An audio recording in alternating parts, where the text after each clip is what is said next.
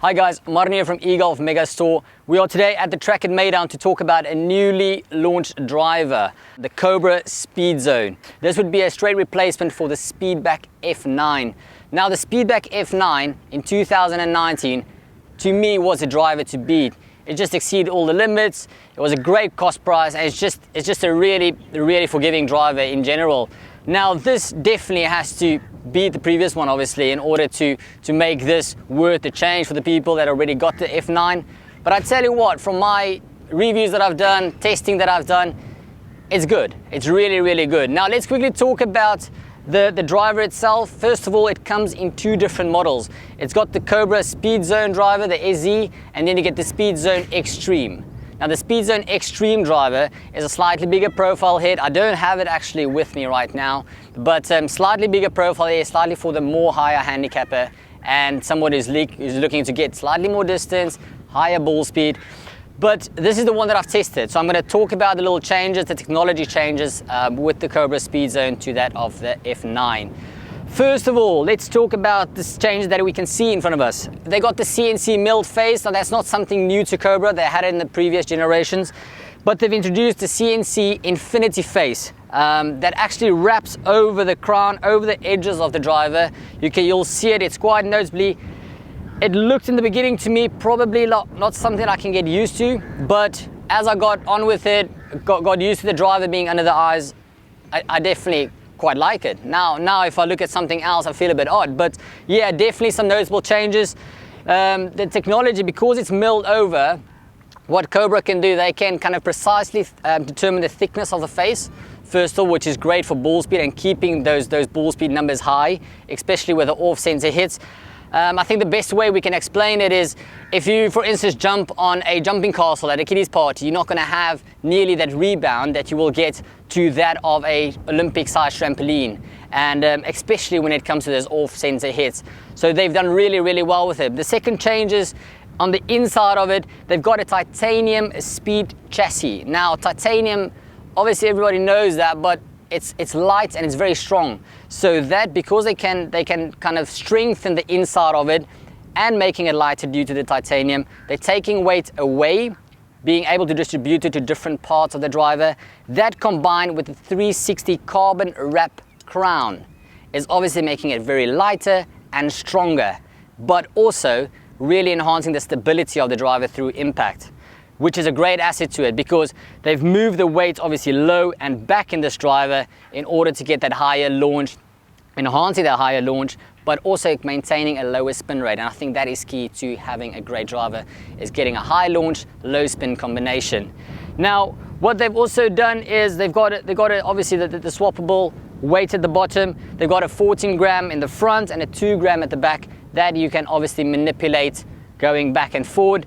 It's not going to be massive changes. It's probably looking about a 200 RPM spin rate difference between moving the heavier weight to the front to get a lower launch, lower flight, and then obviously vice versa when you move it backwards. Now the last little technology change is what they call the Aerozone. Now the Aerozone, you'll see that the notable changes, the ridges that they had on top of the driver, that combined with the Aeroflow, they've really reduced as little drag as possible, making this driver the quickest through the air and maintaining high club head speed coming down to the ball, which is obviously good if you want to keep on distance and maintaining the higher ball speed. So if you ask my changes between the two, this driver looks really fast. It really looks fast, and I think it's going to be a really good asset to the market. It's going to be hard to beat the F9. I've did a few tests myself. I did not gain a lot, but yes, there was some improvements. And I think because of the cost price of this, it's really going to be a big one coming into the 2020 market, and something that I am really excited about. Now we're going to quickly talk about what shaft options comes with the Speedzone driver. They've got the lighter option is the UCT helium shaft, very lightweight. They come in the Tensai blue, which this one is. That's the one I've tested out. They come in the hazardous yellow shaft as well as the rogue silver. Now those ones do go up in weight, obviously as the stiffer they become. But great range of shafts available for every single golfer out there.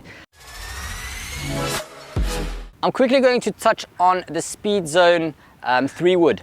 They'll also obviously be in the same launch as the driver. It's a family product. It's going to be a driver, 3-wood hybrid, and the irons options. But I'm quickly going to touch on the 3-wood. It comes in 3 different options. I've got just the normal one, the Speedzone.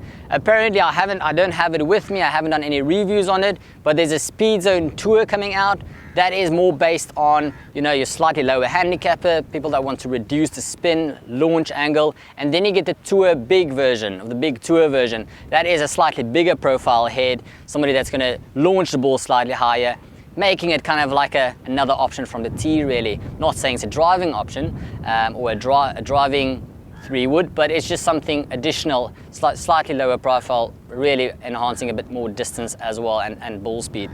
Now, not really massive changes to it. Also got the CNC milled face, got the carbon wrap crown, but the split rails to me at the bottom is probably going to be the defining factor to it. Really gets to glide through the grass, making pure contact with it, getting the ball flight up. Now, this is a very shallow kind of profile head. If you can look at this, very thin face. Weight has been moved to the back of the club. They got a 12-gram weighting moving away and back of the club, really enhancing a slightly higher launch. Now, because of the thin profile at the top, this would really help by getting that initial launch angle up.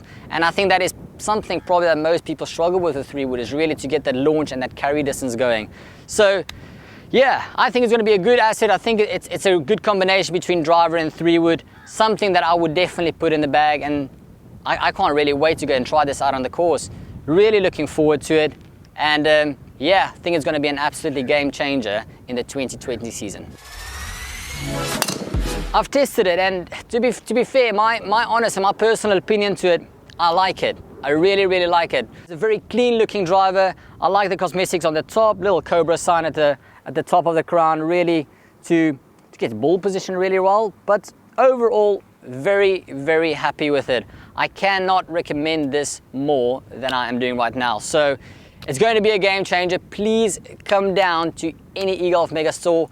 It's not being launched till the 17th of January, but from the 15th of December, we are opening pre-launch fittings. So you can come down to any of our stores all across the Abu Dhabi and the Dubai shops, and we can start doing some fittings and get this pre-ordered for you. I'm very looking forward to seeing you in the shop, and let's get some testing done.